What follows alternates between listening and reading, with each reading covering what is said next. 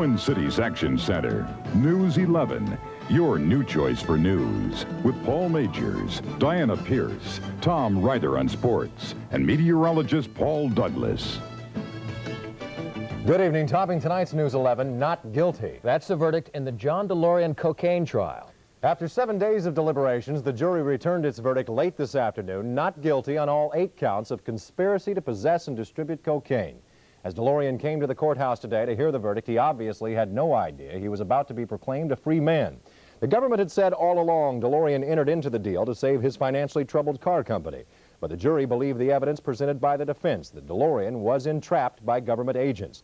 When the verdict was read, DeLorean just said softly, "Praise the Lord." Now, just moments ago, DeLorean had this to say about the jury's verdict.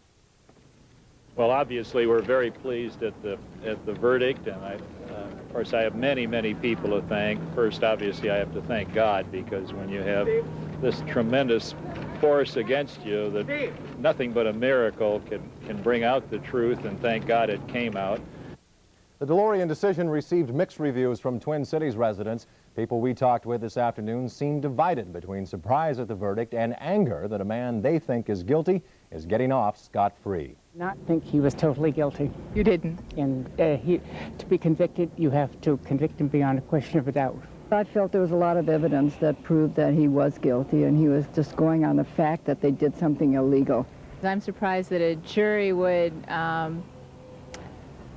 buy an entrapment defense from a sophisticated businessman that I would think most people would expect that he knew exactly what he was doing.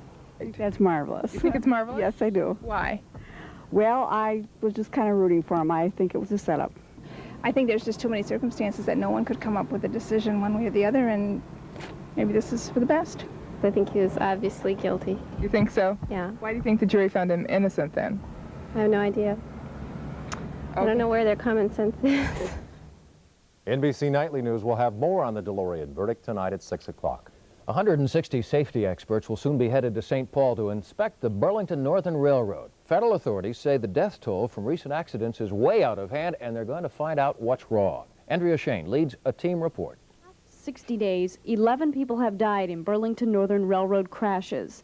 That series of accidents have caused great concern among the Federal Railroad Administration. But it wasn't until the Motley, Minnesota wreck that the FRA decided to take a comprehensive assessment into the safety of the operation. And for roughly the next 100 days, about a third of our national inspection force will be focusing its efforts on the operations of the Burlington Northern. Inspections are done all the time to railroads, and they consist of looking at one specific area, say track maintenance. But assessments are much different, and that's what the Federal Railroad Administration is going to do to Burlington Northern. It will consist of a very thorough inspection of all areas. That runs the gamut from track and equipment to operating practices to dispatching, communications, and crew assignments. But we have never attempted an assessment on quite this scale. We will focus about 100 of our 325 inspectors on the effort. We'll be drawing expertise from all 8 regions of FRA's operations. The audit will evaluate Burlington Northern operations from Wisconsin to Fort Worth. It will be complete in about 4 months. Maybe the worst thing that would happen is they would say everything is perfect and can't be made any better. We want to improve. We've been improving our safety consistently and steadily over the last several years. But the rash of accidents doesn't help Burlington Northern's record. Just yesterday, another train derailed near St. Cloud. Adlai Stevenson has more on that. On the same day that federal investigators announced an extended review of Burlington Northern's operations, the railroad had another mess on its hands.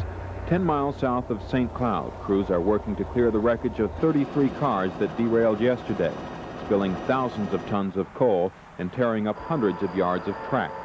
Damage is estimated at $675,000. This is a main line for Burlington Northern, and it's also used by Amtrak passenger trains. Both the east and westbound tracks should be reopened by sometime tomorrow. According to a preliminary investigation, the accident was caused by heat expansion along the rails. With the temperature being above 85 degrees, there is a possibility for heat stress to the track. It means that the rail actually moves or expands as it gets hotter and the sunlight shines on it, and there's a possibility that the track moves because of this heat. While a recent string of fatal accidents have focused attention on B&N's safety record, company officials say the total number of accidents has actually been going down. According to the railroad statistics, the number has been cut nearly in half over the last 5 years, and the trend is continuing into this year. Apparently, there were natural causes for this accident, and no one was hurt. Still, a derailment of this size creates impressive amounts of damage, and a company spokesman said it couldn't have come at a worse time. Adlai Stevenson, News 11 in Sherburne County. And a group of Burlington Northern employees is charged that the company's alleged safety problems began with a series of job cuts that started 3 years ago. An unusual accident today on Southeast University Avenue in Minneapolis. A bike hit a bus. Madison Lake bus officials say the bus driver had pulled into a different lane. The bike rider apparently lost control and hit the bus. The bike rider was taken to the hospital. His condition has not yet been released. A friend of the biker said that he'd been drinking. Two major court appearances today in Ramsey County. The first involved a double murder in this St. Paul East Side neighborhood. Stephen Dusenberry of Inver Grove Heights pled not guilty today to charges of first and second degree murder. On August 1st, Dusenberry and Gary Schaefer allegedly shot and killed a Kilburn national and then killed a woman who had apparently witnessed the crime. Schaefer pled guilty to second degree murder charges earlier this week. An October 22nd trial date has been set for Dusenberry. And an October 22nd trial date has been set for a man who allegedly set fire to this building on August 2nd, killing a 7-month-old girl. 28-year-old Leonard Ray Daniels of St. Paul appeared in Ramsey County District Court today. He pled not guilty to charges of arson, second-degree murder, and first and second-degree attempted murder. Daniels lived in the building and was a friend of the victim's mother. And a U.S. Supreme Court justice today refused to order the Defense Department to stop building a submarine communication system in Wisconsin and Michigan. The project, known as ELF, has been the site of many demonstrations by environmentalists. They claim that the extremely low-frequency radio transmissions will harm the environment. Well, the states of Wisconsin and Michigan had asked Stevens to put the project on hold until an environmental impact study could be completed. Justice John Paul Stevens refused the request without any explanation. After years of battling and finally a Supreme Court decision, the USJCs today voted to allow women to join as full members. Today's move was spurred by a lawsuit brought by Minnesota women. The story now from Delinda Jeffers in Tulsa, Oklahoma. In no way were we compelled to do this. After years of fighting to keep women out, the USJCs voted to let them in today and emerged from behind closed doors a changed organization. I don't think that they voted grudgingly. I think a lot of people in there had mixed emotions, just as I did.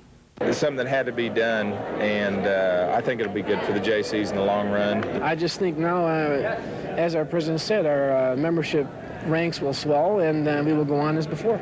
Others predict disaster. In 15 years, the JC organization will no longer exist as we know it. It's going to go back to what it originally started out as a social organization. Women who have been JCs for years in more liberal communities welcome the decision. Other women are saying no thanks. Past President of the United States JC Women, and I think our organization offers women leadership training, and I think our organization gives to the women more than being a JC could be.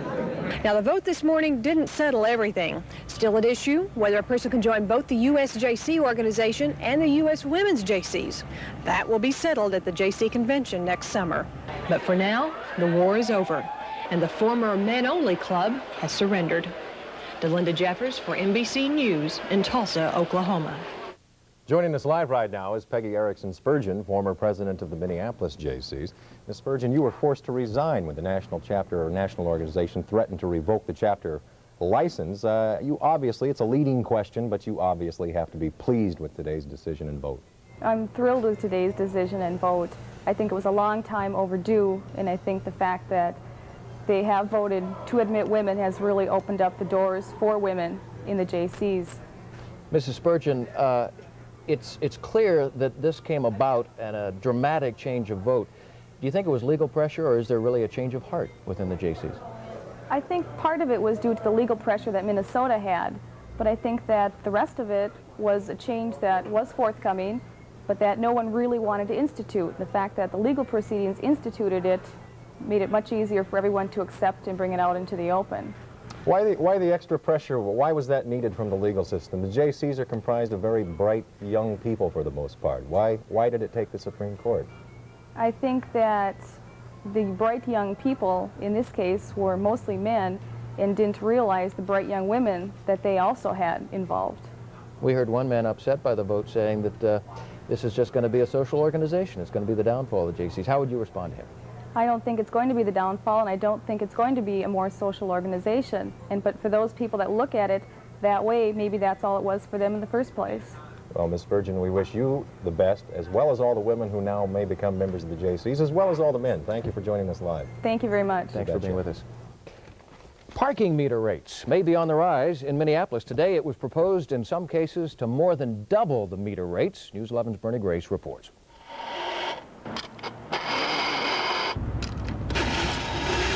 We'll be plugging meters a lot more in Minneapolis if this plan unveiled today by the city's traffic engineer passes City Council. By and large, we're recommending an increase in the rate citywide. Traffic engineer Dave Kosky told a City Council committee it's now cheaper to park at many meters than it is to park at nearby ramps. That may be true if the meter you're plugging works, but for this man, no matter how much money you put in, the meter still wouldn't register additional time. Currently, the city takes in some $2 million a year in meter revenues. A hike in rates would add another $500,000 the city coffers. The rate hike proposal was met with some criticism. What I think you do by raising the parking meter rates right now is that you drive people out of downtown when we're trying to lure them in. But another councilman favors the rate hike proposal, saying it will encourage motorists to use the meters for only short periods of time, rather than parking all day. Under the proposal in the Central Business District, it's recommended the hourly rate jump from 75 cents to $1. A News 11 survey shows Minneapolis already charging more for curbside parking than other cities. Cincinnati charges 40 cents an hour. Nashville charges 50 cents. Denver just 20 cents an hour. Seattle, it costs 60 cents to park for an hour. Portland, 50 cents, and Tulsa, 25 cents. And in St. Paul, 50 cents an hour. 6 years ago, when Minneapolis raised meter rates, there was strong opposition. Well, the opponents and those who favor a rate hike will have their say in a public hearing 3 weeks from now. In Minneapolis, Bertie Grace, News 11. Pretty sure you're interested in knowing this. I think the pressure on the boss has worked. He's going to stop charging us for the parking fees out there in the parking lot. Just you, not me. Oh, really? Still ahead tonight on the News 11 Hour. Mayor Fraser presents his budget message to the Minneapolis City Council. And Ag Secretary John Block finds himself the center of an FBI investigation. Paul? Paul, on the way, a couple of refreshing, cooling showers for your backyard tonight, but some of the hottest weather of the summer may be on the way for the weekend. Details coming up. Tom? In sports, Pete Rose meets the media in Cincinnati and will take you down the track in a jet-powered dragster. Gentlemen?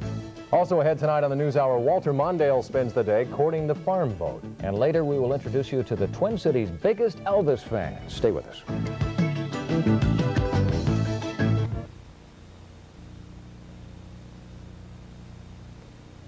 A balanced budget without an increase in taxes. That's what Mayor Don Fraser proposed to the Minneapolis City Council today. Susan Wiese reports. For the fourth year in a row, most Minneapolis property owners should see no increase in taxes to cover the cost of city government and city services. Today, Mayor Don Fraser outlined spending plans for next year and recommended no tax hike. I think the remarkable part of that is that in 3 of those years, we experienced severe cutbacks from the state, and yet we were able to avoid any increase in the mill rate. Included in the mayor's $447 million budget is a proposal to replace this 4th Precinct police station, but he's calling for no increases in the size of the police force or the fire department. Spending for libraries and health care for poor people will go up, but it's parks in the city of Lakes that will get a significant budget increase, 12%. And the mayor wants to spend more money to strengthen ties between neighborhoods and City Hall. When I see that St. Paul's wanting to raise their taxes by 5%, I was concerned that would be happening in Minneapolis. I'm pleased that it's not. But aldermen are not pleased with every aspect of the mayor's budget, in particular a proposal that calls for on-the-job training for young people. In my budget, I'm proposing that the city create 50 work internships to be available to young people between the ages of 18 and 25 who have been in our high schools. And I think it's going to cost us more than it's going to give us. It's hard to say you don't want children to be trained for jobs, but the school board has their own mill levy. I would like to be a partner in that. I'm not sure that the total bill should be picked up by the city of Minneapolis. While aldermen don't appear ready to spend money for job training, the council does back Fraser on the issue of equal pay for equal work. And in 1985, if Mayor Don Fraser has his way, the city will spend $500,000 to both study and adjust wage scales for the city's 5,000 employees. Susan Wiese, News 11.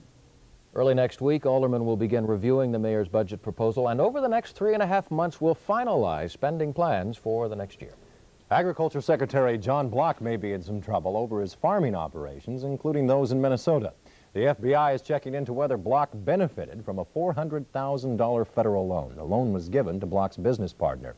It was issued by the Farmers Home Administration in Block's home county. The FMHA says the loan was to cover major drought losses.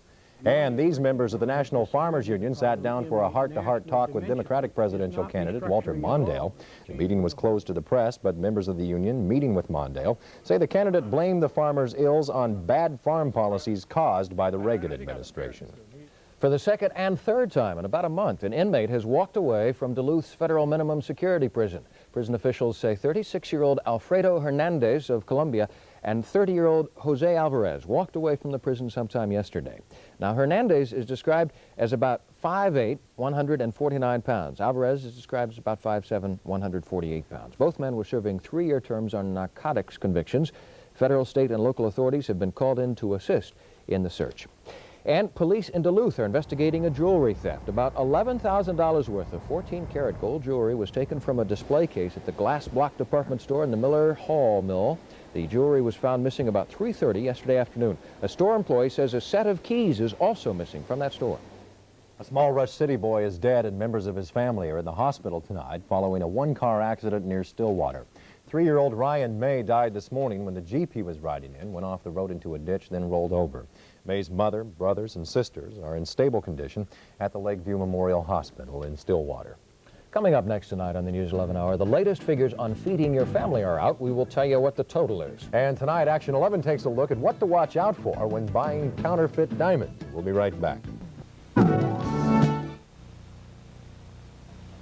The chemical creosote may soon be banned by the federal government. The Environmental Protection Agency has proposed outlawing creosote for everything except wood preserving because the chemical has been linked to cancer. Creosote is most often used as a preservative on wood, canvas, or rope. Your food budget won't cost you too much more this year than it did last year. That's the latest prediction from the U.S. Department of Agriculture. An Ag Department economist says food costs will go up a total of 4% in 1984 compared to an increase of just over 1% in 1983. The Ag Department says last winter's frozen orange crop and reduced beef supplies are the reasons for those higher prices. While the price of food may fluctuate, another popular product is always expensive, diamonds. Today, Action 11 takes a look at a kind of fake diamond that seems to be fooling some consumers, cubic zirconia. This is a 3/4 carat diamond ring. It sells for about $2,000. Here's the same size stone in man-made cubic zirconia, which sells for only $100. Imitation diamonds are nothing new, but what is new is that these cubic zirconia stones are much more convincing lookalikes than the earlier fakes. It takes nature millions of years to form real diamonds, but jewelry-grade cubic zirconia can be made quickly in a laboratory, and in recent years it's been mass-produced. So it's obviously less expensive than the real gemstones, and that's made a big difference for Kimberly Carrington. Something like this and this, I probably could not really afford in real. And this, to me, is even more beautiful. It has a lot more sparkle. I love it. And now it's fairly easy to have cubic zirconia copies made of your engagement ring or a favorite piece of jewelry. We could copy almost any piece of jewelry that exists or any piece of jewelry that someone would like to make. 7 manufacturers now market cubic zirconia worldwide, and you can usually find these diamond lookalikes at most department stores. They don't have the glamour of diamonds, but if you can get pleasure from wearing them as jewelry, who's to know? I'm Carol Hall. Next up tonight on the News 11 Hour, Irwin Jacobs talks about his Disney takeover. And Paul Douglas is talking about a little rain that must fall before a mostly sunny weekend. Paul's getting close to the weekend weather forecast is next when we come right back. For helping out last night. Look okay at home? Oh, yeah. You made her very happy. In 11 country today, a Richville, Minnesota man has postponed his retirement for a time. Cal Milkey has run this little general store for 61 years. A lot has changed over the years, but not the store's motto, if I don't have it, I'll get it. When Cal's not minding the store, he farms and operates 3 summer resorts. The 80-year-old bachelor says he wouldn't have it any other way. Cal's got a pretty good attitude there. I would say. Yeah, you're talking about a little rain, huh? Into every life, a little bit of rain must fall, and we're just forecasting just a smidgen of rain tonight, although there could be more significant amounts in southern Minnesota and Iowa. But a good-looking weekend on the way, and don't put away that three-piece bathing suit of yours, Paul. All right. He was John, showing it off. I do look good in it. Was he? Really? Yeah, really. At night, as I've noticed. Yeah. Let's check radar and show you what's happening right now. Like a beached whale when I'm out there. No comment. Going to get myself in trouble either way. That blob right over Minneapolis, St. Paul, there's no cause for panic. That is ground clutter. The radar beam reflecting off tall buildings, tall trees, tall people. Nothing nearby your backyard extravaganza, not in any grave danger. There are a couple of showers down around Fairmont and in the vicinity of, Albert Lee and Blue Earth. Those showers drifting towards the east. On super radar, you can see some big thunderstorms now over southeastern South Dakota and in the Toledo part of Ohio, but most of that shower activity just to our south and west is going to slide off just to our south overnight. Rainfall amounts could be significant in Iowa and extreme southern Minnesota, and there is a threat of severe weather just to our south and west this evening, and we could hear a loud grumble of thunder here and some flashing lightning anytime after about 9 or 10 o'clock this evening. But again, no problems if you're heading out this evening for a softball game or a movie or shopping or wherever. Mother Nature should cooperate. But alas, the weather is turning foul. Some cirrus clouds at about 25,000 feet are streaming in, a sure indication that our weather is beginning to sour. Earlier today in the backyard, a high of 87 after a morning low of 65 degrees. No precipitation yet. Sunset this evening is at 8:18. Right now, the backyard, mostly sunny skies through that veil of wispy high cirrus clouds. 85, a southeast wind at 8 miles an hour. The dew point noticeable, 64. The relative humidity, 50%, and the barometer now beginning to fall. Lows around the nation this morning were in the 70s just to our south, 50s, even some 40s poised just to our north. We are right on the boundary between cool, refreshing, and hot and stifling, and the result is going to be unsettled weather for at least the next 12 to 18 hours as a weak storm approaches from Montana. A huge discrepancy in temperature at this hour, 67 degrees in Duluth with a cold breeze off Superior, a raw day in the Arrowhead. 85 here in the cities, 98 in Kansas City, 96 in St. Louis. It is good old-fashioned hot just to our south, and the computers indicate that some of this hot air strangling the plains is going to try to gush northward over the weekend, and we could be well up in the 90s by Sunday or Monday. 90 this hour in Bismarck. This surge of hot humidified air touching off some pretty good showers and thunderstorms just to our west. Here's the high responsible for today's bright sunshine. It's now retreating eastward, and as this warm front begins to surge northward overnight ahead of this storm, the chance of showers and thunder showers will be on the increase, but most of us will see less than 2 or 3 hours of rain over the next 18 hours. Lots of sunshine across most of America. Big thunderstorms, though, across portions of Florida. You can see them right there near Tampa. They produced a couple of tornadoes near High Point, which damaged 10 mobile homes rather seriously in the Tampa area. Big thunderstorms in New England, just to our south and west, and a polka dotting of showers over the central Rockies at this hour. Hail the size of handballs rained down on Rapid City earlier today. Some downpours in Metro Denver. Again, those twisters that hit High Point, some water spouts invaded the Florida Keys, and in the Binghamton-Elmira area, some strong winds up to 60 miles an hour produced some problems earlier today. Now, tomorrow the weather map is going to show some clouds in the morning, a good chance of showers, giving way to clearing as this fair weather high drops southward out of Canada. It's going to be a refreshing high late tomorrow, right into Saturday, but eventually this high is going to dredge up lots of heat and humidity, and it's going to get hot. And it's about time. Here is the 11 outlook for tonight. No problems for the next couple of hours, but beware of a shower or thunderstorm after 9 o'clock. A low 66 to 71, muggy and sticky overnight. And then for tomorrow, variable clouds, a shower giving way to some clearing late in the day. Tomorrow, not as bright as today, 80 to 85. The 11 outlook for the next couple of days looks pretty good. It looks very good. Sunny on Saturday, hazy sun Sunday, and those temperatures may turn out to be conservative. 91 by Monday. We could be in the mid-90s. That is a real possibility. The normal high, incidentally, is 82, so those temperatures are pretty respectable for this time of year. John and Paul, we will update you, I promise, at 10 o'clock. Paul, I don't think that dog next door likes the forecast. He's anxious for the dog days here, and any time here. They're coming. They're just about ready to undo his leash. We've got him muzzled, though. You're safe, Paul. Thanks, Paul. Financier Irwin Jacobs continues to buy up stock in Walt Disney Productions, and today spoke with us about it. Dennis Stoffer has details in tonight's Dollars and Cents. Dennis. Paul, they still won't admit to planning to take over, but a group of 6 local investors headed by Irwin Jacobs has further increased its holdings in Walt Disney Productions. They now control 6.9% of Disney stock, up from 6.3% 3 weeks ago. Jacobs says the Disney company holds a lot of promise.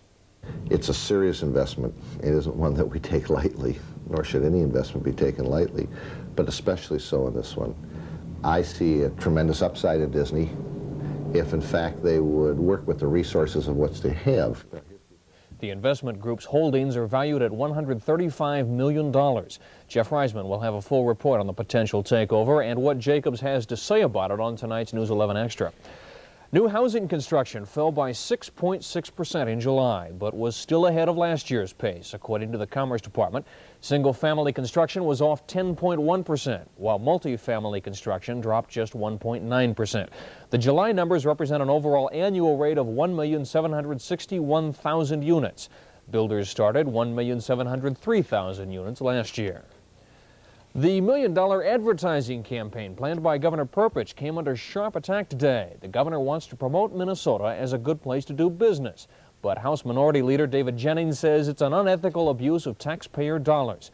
This morning, the independent Republican leader called on Perpich to cancel the campaign, or at least delay it until after the November election, charging that the plan is partisan and politically motivated. The stock market is on the upswing again. The Dow Jones Industrial Average closed up more than 10 points to finish the day at 1209.14. Merchants are hoping a big back-to-school push will reverse a recent dip in retail sales. It's a little too soon to tell if that will happen, but Melissa Young looks at how things are going so far.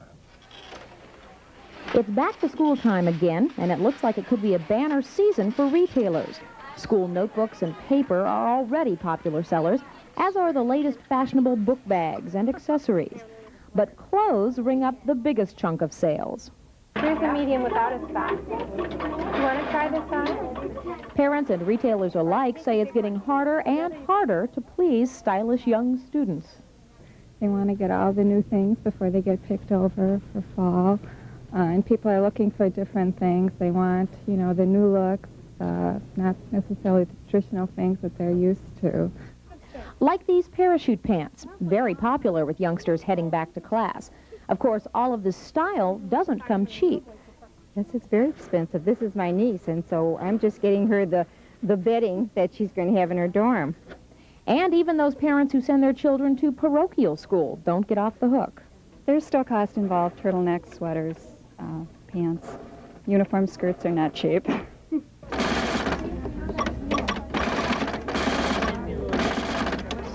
Retailers just hope this gold rush continues through the rest of the school year. Melissa Young, News 11, Minneapolis. So, Paul, John, have you got your parachute pants yet? I'll bet my son will. Yeah, John won't let me try his on. Next tonight, the debut of an anti-Ferraro television commercial. And tonight in our health segment, a look at the prospects for a sneeze-free hay fever season. We'll be right back.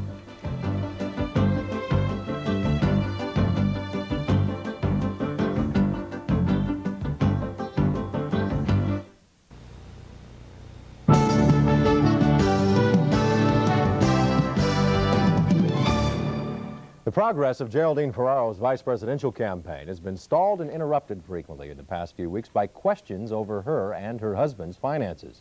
Today, one more conservative political group announced it would be taking off on the campaign trail to attack Ferraro on this issue with the help of a former Reagan administration official. Correspondent Patty Berman reports from our Washington bureau. It's the campaign issue that won't go away. Vice presidential candidate Geraldine Ferraro's financial disclosure statements. The fact that she is listed as a stockholder and officer in her husband's company, yet his assets have not been detailed. Ferraro has claimed a special exemption, stating she has no knowledge of those finances.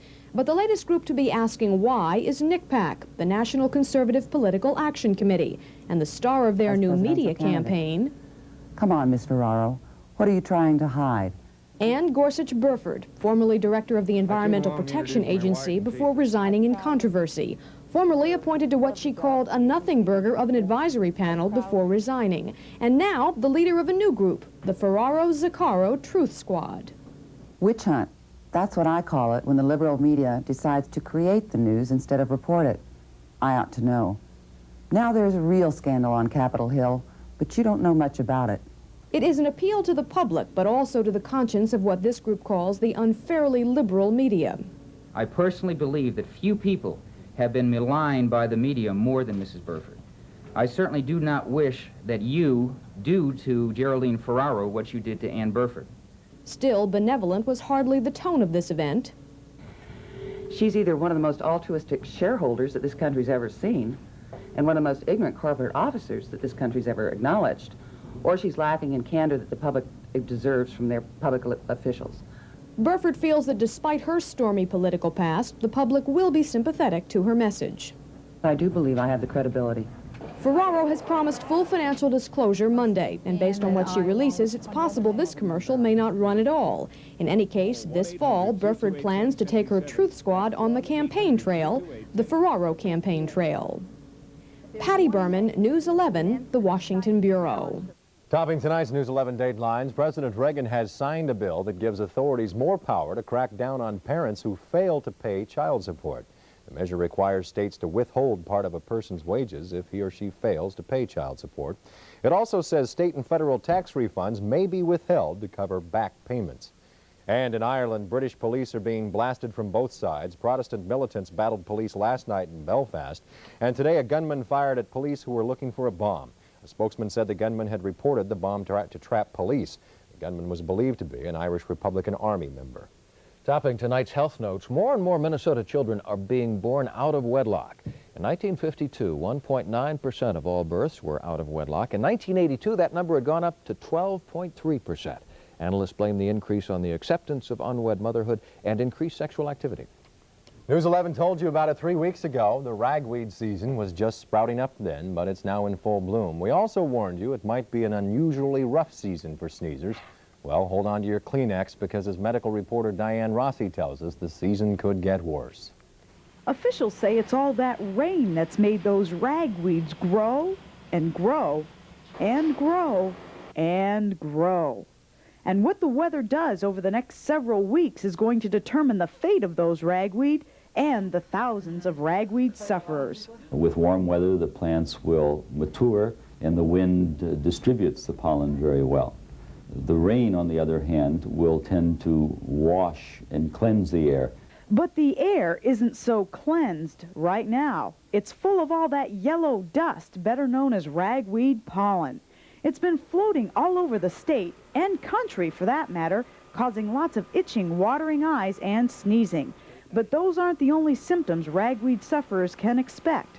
For some individuals, severe fatigue is an accompaniment, and for that reason, taking antihistamines sometimes aggravates the fatigue problem. So before taking anything, consult your physician to make sure it's these tiny grains of pollen that are causing such a big problem.